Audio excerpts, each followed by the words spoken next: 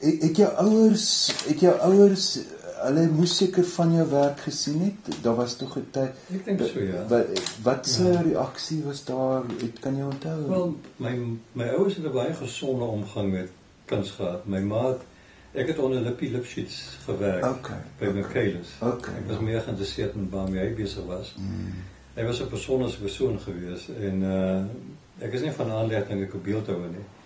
Maar ek het regte waar, jy weet die ander ouens was vreeslik klassisisties, Milton Barberton, selfs so van Esch met sy stokbeentjies, sy Congolese agtergrond.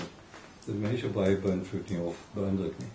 Maar Lippie was bezig met interessante dingen. En ek onthou ek het toe 'n paar beelde gemaak en moes my eers op my tweede jaar gewees het. En my ma het dit eenvoudig gebruik om die deur op te hou bijvoorbeeld.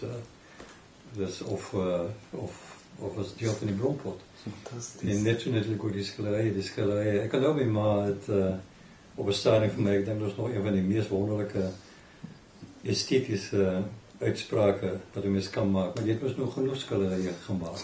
Je kan er nou al, je kan de hele kamer voorlaan. Wat wil je dan nog meer doen? Je weet, kan je dan nu ernstig raken en begin karre recht maken op wat ik kan. Maar als je er niet zo gezien hebt. Maar nee, dat is bij een normale omgang gehad.